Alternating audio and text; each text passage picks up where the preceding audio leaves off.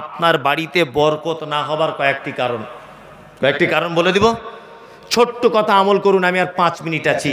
এক, বাজার থেকে যদি আপনি 1 কেজি গোস্ত কেনেন, আপনার স্ত্রীকে বলবেন 750 গ্রাম রান্না করতে, 250 গ্রাম ফ্রিজে ঢুকিয়ে রাখতে, বরকত হবে। কি বললাম বুঝলেন? বাজার থেকে বেগুন এনেছেন 4 পিস, 3 পিস রান্না করুন, 1 পিস রেখে দেন। 2, আপনার স্ত্রীকে বলবেন আমাদের দরজা থেকে যেন কেউ ফেরত না যায়। তুমি যত কাজেই ব্যস্ত থাকো, তুমি উত্তম কথা বলে ভিখারিকে বাড়ি থেকে বিদায় জানাবে, সাদকার নেকি পাবে। নাম্বার 3, আপনার স্ত্রীকে আজকে থেকে একটা অভ্যাসে পরিণত করাবেন যে তরকারি যাই রান্না করে একটু ঝোল করে রান্না করবে, এতে বরকত হবে। নাম্বার 4, আপনার স্ত্রীকে বলবেন হাঁড়ি থেকে ভাত যখন খুলবে, চামচটা যেন হাঁড়ির মাঝখানে যেন মেরে না দেয়, হাঁড়ির এক সাইড দিয়ে ভাতটা খুলতে বলবেন, মনে থাকবে। নাম্বার 6, আপনার স্ত্রীকে বলবেন চাউলের বস্তাতে এখনো 3 দিনের রান্না করার চাউল আছে, আপনি আবার চাউল কিনে ওই বস্তাতে ঢেলে দিবেন, চাউলে বরকত হবে। তেলের বোতলে এখনো 150 গ্রাম তেল আছে, 2 দিন রান্না করা যাবে, আবার বাজার থেকে তেল এনে ওই বোতলে ঢেলে দেন, তেলে বরকত হবে। কি বলছি বুঝতে পারছেন? একেবারে চাউলের বস্তা ঢেলে নিয়ে আর রান্নার কিছু নেই, আগামীকাল আপনার স্ত্রী তখন বলছে বাড়িতে কিছু নাই, কিছু আনো, আনতে তখন দেরি হয়ে গেল। হ্যাঁ, হঠাৎ 2 জন মেহমান এসেছে, রাতের বেলা চাউল নাই, অপমান হবেন কি হবেন না? 1 কেজি মাংসের ভিতরে 750 গ্রাম রান্না করতে বলুন, 250 গ্রাম রেখে দিতে বলুন। কারণ আপনারা দুপুরবেলা খাওয়া দাওয়ার পরে হঠাৎ করে মেহমান এসেছে বাড়িতে, পরিচিত মানুষ, আপনার দুলাভাইয়ের ভাই, আপনি কি করবেন? দুপুরবেলাতে কোনো গোস্তর দোকান খুঁজে পাওয়া যায় না, আপনি কি করবেন? ফ্রিজ থেকে 250 গ্রাম মাংস বার করে কোনো রকম মান সম্মানটা বাঁচবে কি বাঁচবে না? বাঁচবে। ওই জন্য বলছি জ্ঞানী মানুষ, জ্ঞানী মহিলাকে বিবাহ করবেন, সুন্দরী বলতে পর্দানাসীন আল্লাহওয়ালি মেয়েকে বিবাহের প্রস্তাব রাখবেন, আপনার এহকাল এবং পরকালে কি সুখে থাকবেন। কি বললাম বুঝলেন? বিনীত অনুরোধ থাকলে এই, আল্লাহ সুবহানাহু ওয়া তাআলা বলছে ওয়ালা তাত্তাবিউ মিন দুনিহি আউলিয়া কলিলাম মা তাযাক্কারুন। আল্লাহ বলছে এতক্ষণ পর্যন্ত যে কথাগুলো কোরআন মাজিদ আমি বললাম, কলিলাম মা তাযাক্কারুন, এই ব্যাপারগুলো অল্প সংখ্যক মানুষ বুঝে। অল্প সংখ্যক মানুষ বুঝে। দুনিয়াতে পীর ফকিরের দল বেশি না সঠিক দল বেশি? হ্যাঁ, পীর ফকিরের, তাই না? আল্লাহ বলছে কালিলাম মা তাযাক্কারুন, এই কথাগুলো অল্প সংখ্যক মানুষ বুঝে, সংখ্যায় বেশি। আল্লাহ নবী সাল্লাল্লাহু আলাইহি ওয়াসাল্লাম চিন্তা করছেন তাহলে আমার সাহাবীগুলোকে সব শেষ করে দিবে মেরে, কি করা যায়? সালমান ফার্সি বলে একজন যুবক ইয়াং সাহাবী আল্লাহ নবীকে বলছেন, আল্লাহ নবী এক কাজ করলে হয় না? তো বলছে কি? বলছে আমাদের আর ওদের মাঝখানে একটা খাল যদি আমরা কেটে দিই, এই ঘটনাটা মন দিয়ে শুনুন, খাল যদি কেটে দিই তাহলে মনে হয় ভালো হবে। আল্লাহ রসুল বলছেন খাল কেটে দিলে উপকার কি? বলছে ওরা যদি আমাদেরকে আঘাত করতে আসে তাহলে খালে নেমে উঠে তবে তো আমাদেরকে মারবে, ওরা যখন খালে নামবে উপর থেকে আমরা আঘাত করব। আল্লাহ রসুল সাল্লাল্লাহু আলাইহি ওয়াসাল্লাম বলছেন ঠিক ঠিক বলেছো তুমি, চলো চলো সাহাবীরা চলো, খাল খুঁড়তে হবে, চলো। বাড়ি থেকে দা কুড়ুল গাঁইতি যার যেমন মালপত্র আছে সাহাবায়ে কেরামগণ সব খন্দকের পরিখা খনন করতে গেলেন। বিশ্বনবী গলার আওয়াজ উঁচু করে দিয়ে বললেন, এই খন্দকের যুদ্ধ যতদিন না পর্যন্ত শেষ না হবে একজন সাহাবী বাড়ি যেতে পাবে না। দুই নম্বর যারা নতুন বিবাহ করেছে প্রয়োজনে তারা শুধু বাড়ি যাবে, আর কেউ বাড়ি যাবে না। গর্ত খনন করার কাজ চলছে। আল্লাহু আকবার। মক্কা মদিনা আপনারা জানেন পাথরিয়া জমিন, সাহাবেগণ গাঁইতি মাপছেন, খুব জোরে জোরে গাঁইতি চালাচ্ছেন, পাথরগুলো ভেঙে টুকরো টুকরো হয়ে মাটি খুঁড়ছেন সাহাবায়ে কেরামগণ। আল্লাহ নবী সাল্লাল্লাহু আলাইহি ওয়াসাল্লাম নিজে এখানে উপস্থিত ছিলেন। সাহাবীগণ বলছেন যে একটা পাথরের উপরে গাঁইতি মারছি, পাথরটা ভাঙতে পারছি না, এত বড় পাথর। সহিহ হাদিস থেকে বলছি ঘটনা, এত বড় পাথর। সাহাবীগণ বললেন আমাদের দ্বারা সম্ভব নয়, আল্লাহর নবীকে একটু ডেকে আনলে হয় না? নবীজি যদি হাতুড়ি দিয়ে মারেন হয়তো ভেঙে যেতে পারে। বিশ্বনবীকে ডাকা হলো। বিশ্বনবী মুহাম্মদ রাসূলুল্লাহ সাল্লাল্লাহু আলাইহি ওয়াসাল্লাম এলেন। হাতে একটা গাঁইতি কুরুল কোদাল কিছু একটা নিয়ে পাথরের উপর আঘাত করলেন। সমস্ত সাহাবীরা যে পাথর ভাঙতে পাচ্ছিলেন না, নবীজি একবার আঘাত করার পরে একদম ধুলোর মতো উড়ে চলে গেল পাথর। হযরতে জাবের বলে একজন সাহাবী, তিনি বলছেন যে আল্লাহ রাসূল সাল্লাল্লাহু আলাইহি ওয়াসাল্লাম পাথরে মারার জন্য যখন হাত তুললেন, আমি নবীজির পেটের দিকে তাকিয়ে দেখলাম নবীজির পেটে পাথর রাখা আছে। হযরতে জাবের এই দৃশ্য দেখে নবীজিকে জিজ্ঞেস করে বলছেন, আল্লাহ রাসূল, আগে তো কোনোদিন দেখিনি আপনার পেটে পাথর, আজকে কেন? বিশ্বনবী বললেন, জাবের, আসলে এত খিদা লেগেছে যে সহ্য করতে না পেরে পেটে পাথর রেখেছি, যাতে পেটটা একটু ভারী ভারী অনুভব হয়, কষ্ট কম হবে। আল্লাহু আকবার। হযরতে জাবের নবীজির পেটে পাথর দেখে আর স্থির থাকতে পারলেন না। নবীজিকে বলছেন, জাবের, আল্লাহ রাসূল, আপনি একটু আমাকে অনুমতি দেন, আমি বাড়ি যাব। আল্লাহ রাসূল বলছেন, জাবের, বাড়ি চলে যাও। হযরতে জাবের বাড়ি গেলেন, বিবিকে ডেকে বলছেন, তাড়াতাড়ি করে এসো। আশ্চর্য ঘটনা, আমি নিজে চামড়ার চোখে দেখলাম বিশ্ব নবীর পেটে পাথর রাখা আছে। বাড়িতে কিছু খাবার আছে? জাবেরের স্ত্রী বলছে, একটা বকরির বাচ্চা আছে আর দুটো একটা বাচ্চা ছেলের মতো খাবারের আটা আছে। হযরতে জাবের বলছেন, আমি তাহলে তাড়াতাড়ি করে জবাই করে দিই, বকরি তুমি রান্না চাপিয়ে দাও আর রুটি বানাতে লাগো। নবীজিরে করুন অবস্থা থেকে আমি আর থাকতে পারছি না। তখন জাবেরের স্ত্রী বলছেন, আপনি তাড়াতাড়ি করে নবীজিকে গিয়ে বলুন যে আমার স্ত্রী আপনাকে দাওয়াত দিয়েছে।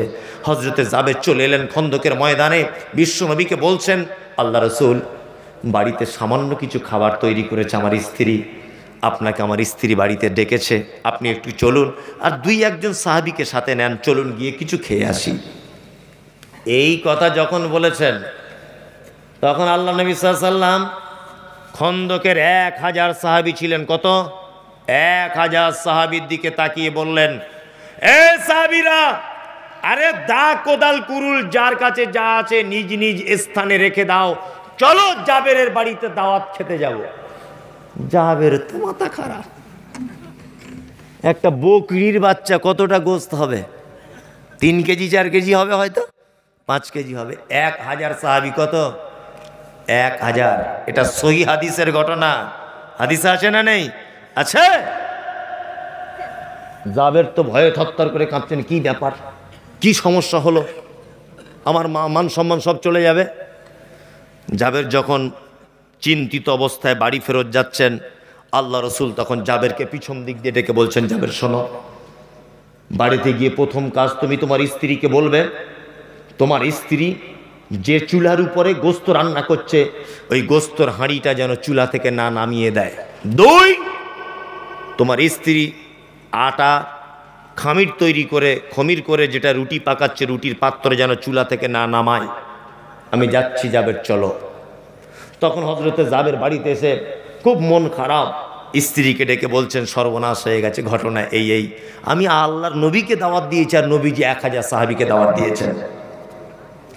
জাবেরের স্ত্রী তখন বলছেন, চিন্তার কোনো কারণ নেই, আপনি দাওয়াত দিয়েছেন কাকে বলুন?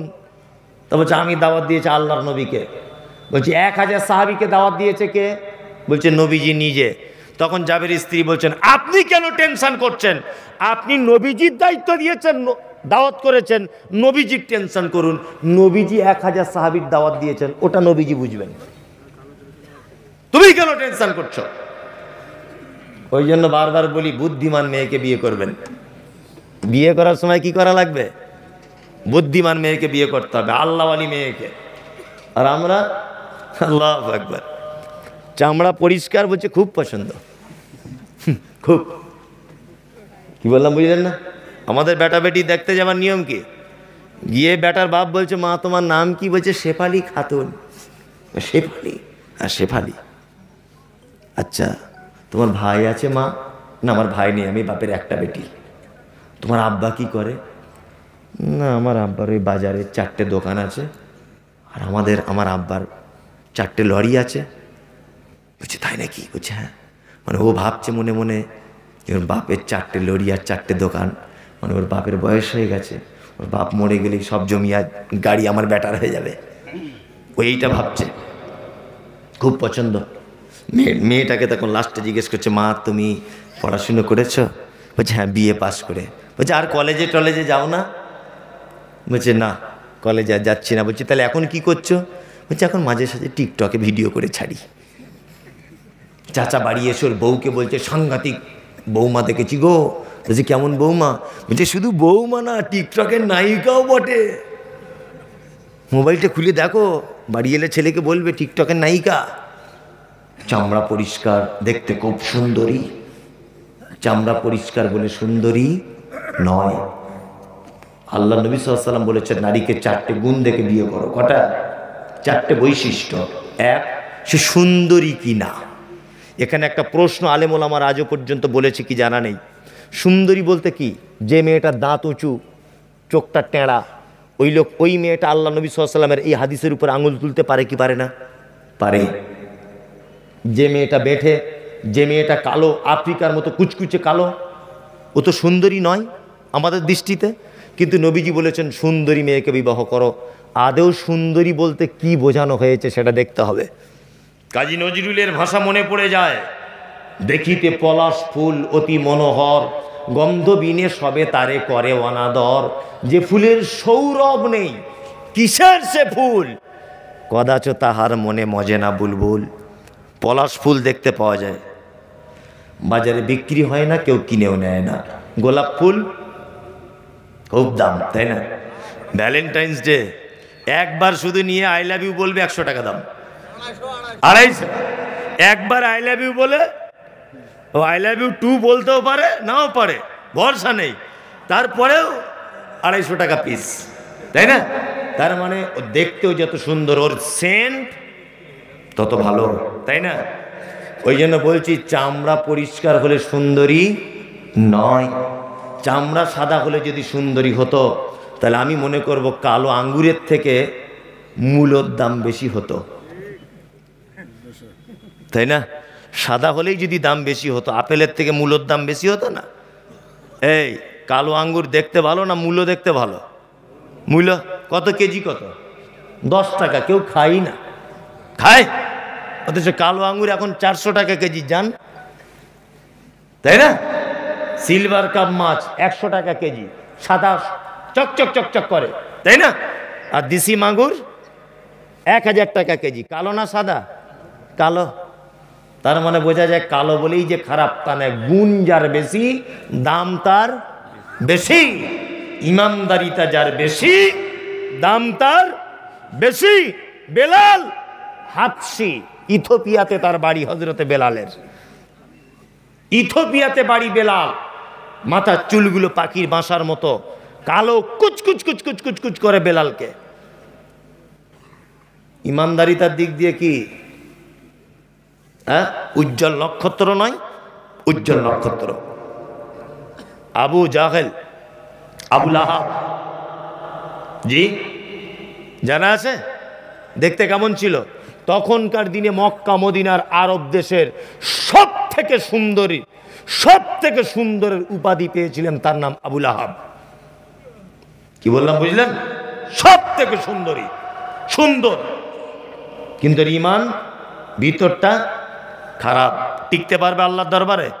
বেলাল টিকতে পারবে? টিকতে পারবে। এই যে কথা বলছিলাম, জাবেরের স্ত্রী কথা বলছেন, নবীজি দাওয়াত করেছেন সাহাবীদের, নবীজি বুঝবেন। আল্লাহ নবী 1000 সাহাবীকে নিয়ে জাবেরের বাড়িতে ঢুকছেন। ঘটনাটা শুনুন, কত চমৎকার। আল্লাহ নবী সাল্লাল্লাহু আলাইহি ওয়াসাল্লাম জাবেরকে বলছেন, জাবের এক কাজ করো। কই কোথায় হাঁড়ি কুড়ি আসে বলো? জাবের বলছেন ওই দেখুন গোস্তের, এই দেখুন রুটির। আল্লাহ নবী সাল্লাল্লাহু আলাইহি ওয়াসাল্লাম জাবেরকে একটা নিয়ম বলে দিলেন, 10 জন করে সাহাবী ভিতরে ঢোকাও। কতজন করে? 10 জন। জাবের 10 জন করে সাহাবী ঢোকাচ্ছেন, গোস্ত রুটি দিচ্ছেন, আল্লাহ রসুল খাচ্ছেন, চলে যাচ্ছেন। এইভাবে 1000 সাহাবীর পেট ভর্তি হয়ে গেল। বিশ্বনবী বলছেন, জাবের তুমি রুটি খাও, তোমার পরিবারকে খাওয়াও। হযরতে জাবের বলছেন, আমি রুটি খেলাম, আমার পরিবারকে খাওয়ালাম। জাবের বলছেন ইয়া রাসূলুল্লাহ, কে রুটি তো এখনো যেমন তেমনকার আছে, গোস্ত যেমন তেমনকার আছে, ওদার নবী বাকিটা কি করব? বিশ্ব নবী বলছেন জাবের, তোমার প্রতিবেশীদের ভিতরে রুটি তরকারি বিলি বন্টন করে দাও। হযরতে জাবের বলছেন আমার প্রতিবেশীদের ভিতরে বিলি বন্টন করে দিলাম, তারপরেও যেন যেমনকার মাল তেমন আছে। হযরতে জাবের বলছেন সেই দিনকার গোস্ত রুটি যদি গোটা মদিনা শহরবাসীকে আমি যদি বিলি বন্টন করে দিতাম, গোটা মদিনার মানুষ যেন খেয়ে পরিতৃপ্ত সহকারে তার ক্ষুধা নিবারণ হয়ে যেত, তাও যেন কম হয়ে যেত না। আল্লাহু আকবার। কতটা বকরি? একটা বাচ্চা, আর রুটি দুটো তিনটে বাচ্চা ছেলে। আমরা যদি অলৌকিক কোনো ঘটনা যদি শুনতেই হয় আল্লাহর ওলিদের, আমরা এইগুলো শুনবো, তাই না? হাদিস থেকে শুনবো, তাই না? জি, এর থেকে আপনি শিক্ষা গ্রহণ করুন। আপনাকে আমি বলে দিচ্ছি কয়েকটা কথা, সেটা হচ্ছে এই যে আপনার স্ত্রী